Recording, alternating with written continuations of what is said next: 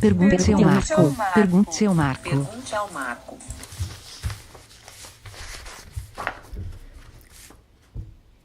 Olha, me perguntam aqui, Marco, perito pode se manifestar por escrito em audiência?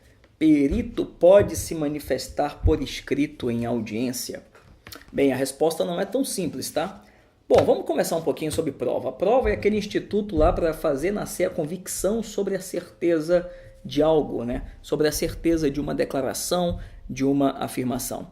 Nosso Código Civil falava em 212, falava do CODOT PREP, confissão, documento, testemunha, presunção e perícia.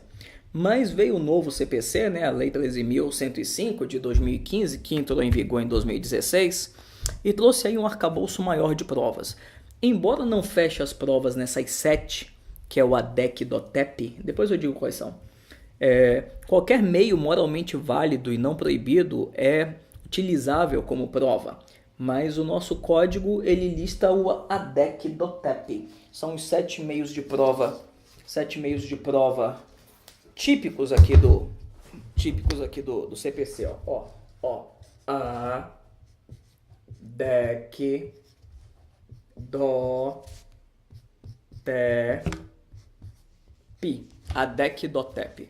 Esse mnemônico aqui eu criei, tá no meu livro de processo civil top. Aprende comigo. Na ordem que aparece no código, aqui, ata notarial, depoimento, confissão, documento, testemunha, perícia, aqui pergunta sobre perícia, perícia, e por último aqui, inspeção judicial. Na minha série sobre processo civil, que eu não comecei a gravar ainda, eu converso sobre cada um. Por hora, eu só quero que você lembre aqui do mnemônico, ADEC do TEP. Então, ADEC do TEP. Aqui nos interessa a perícia. Perícia é prova técnica. Que supre falta de conhecimento do magistrado. Então, o magistrado está naquela de iura novit curia, ou seja, o juiz conhece a lei, conhece o direito, mas não conhece de física, não conhece da engenharia genética, não conhece sobre engenharia civil, não conhece sobre música. E quando temos à baila um fato que envolva esta prova técnica, o juiz então tem que se valer de alguém que tem esta carga cognitiva, esse conhecimento que ele não tem. Essa pessoa é chamada de, anota aí, perito, experto, expert ou louvado, perito, experto, expert. Bem, e aí o perito, para início de conversa, voltar à perícia. Perícia é a última prova. Olha, o 464 do CPC diz o seguinte: só se vai usar perícia se não tiver outra forma de provar e se for absolutamente necessário. Então, o que o CPC quer é não usar perícia, porque é uma prova enrolada, é uma prova detalhada, enfim. Tanto é que gerou essa pergunta aqui. E veja, e além da fala assim,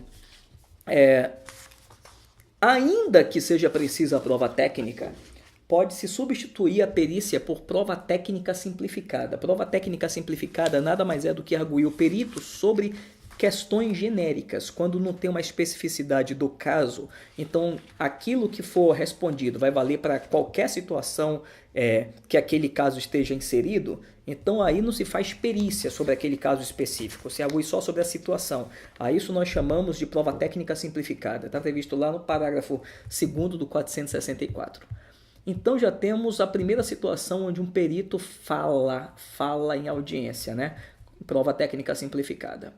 O laudo pericial, em tese, ele é entregue por escrito, com antecedência, e enquanto o perito está fazendo a diligência, as partes podem fazer quesitos suplementares. Quesitos suplementares esses que podem vir no laudo ou podem ser respondidos em audiência, E mesmo depois que é entregue o laudo, o quesito suplementar está no artigo 469, e mesmo depois que foi entregue o laudo, que pode vir, anota isso, 473, parágrafo 3º, pode ser usado qualquer meio de compreensão do laudo. Isso vai ser importante daqui a pouco.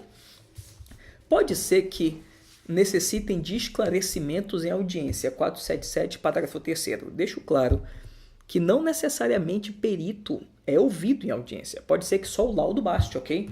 Mas pode ser que seja necessário que o perito seja arguído. 477, parágrafo 3º. Mas aí vem a pergunta. Na audiência, o perito pode se manifestar por escrito? Meu amigo, audiência, audire, ou seja, audiência é coleta de prova oral. Mas em processo civil, artigo 369 do nosso CPC, fala aqui da liberdade de prova. Qualquer meio de prova é válido para se chegar à verdade material, tanto quanto possível. A verdade material talvez nunca exista, mas tanto quanto possível se chega a ela. E o 370 do CPC fala que o juiz pode determinar os meios de prova que ele entender cabível. E o 139, inciso 6, diz que o juiz pode dilatar qualquer prazo. Peraí, lembra que eu falei que o perito tem prazo para apresentar laudo? Será que o juiz não pode dilatar esse prazo para ser entregue o laudo em audiência? Lógico que ele pode, E aí, se as partes concordarem, pode-se fazer o contraditório em audiência. Lembra que eu falei ainda há pouco que o perito, ele pode... 473, parágrafo 3º. Lembra que eu falei que o perito pode usar qualquer meio para bem entender o seu trabalho, o seu laudo? Então, nada impede que em audiência ele apresente mais documentos, até novas manifestações por escrito, para complementar o laudo dele. Então, segunda razão pelo qual é plenamente possível. E, voltando ao 369, nada impede, já que a liberdade de prova é plena, ela esbarra só no ilícito, no ilegal e no imoral, nada impede que o perito entregue qualquer documento em juízo, inclusive sua manifestação. Nada impede até que ele faça verbal e uma parte escrita, ou somente escrito, se as partes assim quiserem. Quem vai dizer que não, se as partes convierem? Até a escolha do perito pode ser feita pelas partes em conjunto. Então, é o seguinte, numa prova de marcar, se tiver escrito assim, em audiência, a manifestação do perito é verbal, escrito, etc, etc. Coloque que é verbal, tá? Preto, no branco, no 0, no 1, verbal. Mas numa prova de escrever, diga que nada impede. E o argumento final de que não impede que haja manifestação escrita do perito é o artigo 5º, inciso 2 da Constituição. Olha, eu conheço o CPC, né? Conheço o CPC, pelo menos a parte da lei, conheço. Não li um dispositivo que diga que a manifestação do perito em audiência será verbal. Eu ouvi falar em participação em audiência, manifestação em audiência, arguição em audiência, mas onde está escrito que será verbal? Desafio você a escrever aqui nos comentários. Pois é, não tem. E o que diz o artigo 5º, inciso 2 da Constituição? Ninguém será obrigado a fazer ou deixar de fazer algo senão em virtude de lei. Ninguém será obrigado a fazer ou deixar de fazer algo que não é virtude de lei, que em português a gente chama assim, ó, o que não é proibido é permitido. Portanto, se a lei não proíbe, se o juiz tem total condição de perseguir o processo para se chegar na verdade, e se nenhuma parte obstar, fica aqui a minha pergunta: o que impede um perito de se manifestar por escrito em audiência? Então, definitivamente, pode se manifestar sim. A regra é que seja manifestação verbal, mas nada impede que seja por escrito. De novo, a regra é que seja verbal, mas nada impede que seja por escrito. É isso. É isso.